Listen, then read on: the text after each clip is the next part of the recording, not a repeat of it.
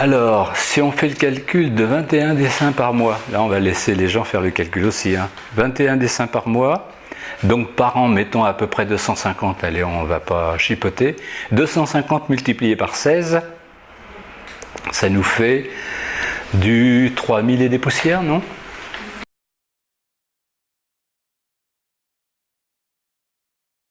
Ben, très certainement l'accueil de Nicolas Bétou au début et la relation avec le directeur artistique des Échos de l'époque.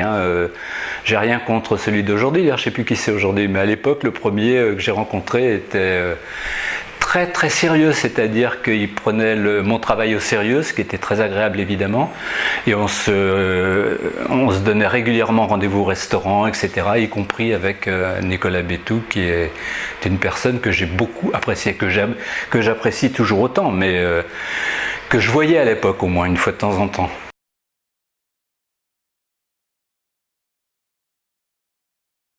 Totalement, parce que Dieu sait si je voyais des gens à droite à gauche dans des magazines comme l'Express, Le Point, etc., où on me commandait des couvertures et je comprenais, mais le jour où mes agents m'ont dit les Échos veulent une caricature par jour, c'est contractuel, etc., j'étais évidemment, je crois que je connaissais à peine les Échos pour ne rien vous cacher, donc j'étais très très surpris, et puis je m'y suis fait très vite, quoi.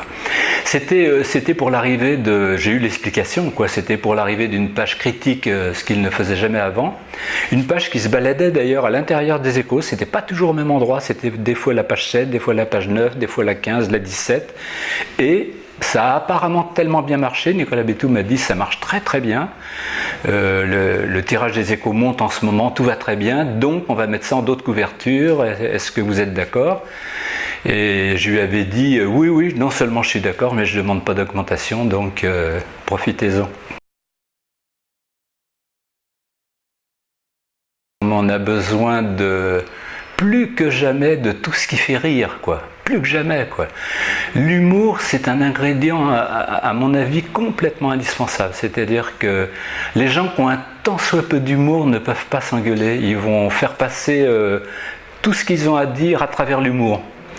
Moi, c'est comme ça que je travaille avec ma femme, par exemple. Quand on a à se dire des choses pas très sympathiques, on le fait à travers l'humour.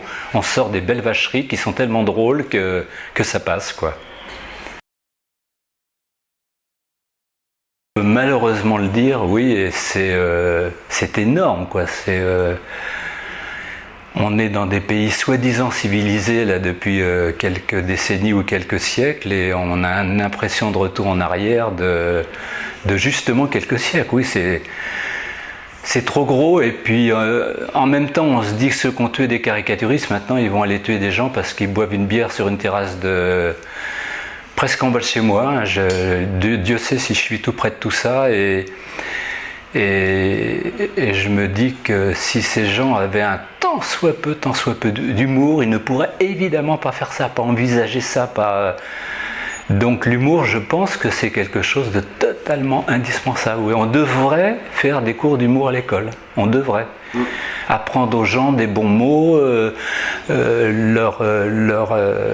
citer des gens comme Woody Allen, comme enfin tous ceux qui ont su tout traduire en humour, en bons mots, et là il n'y aurait plus de guerre. Mais bon, il y a du boulot, parce qu'apparemment il n'y a pas beaucoup d'humour, il y a beaucoup de guerre encore.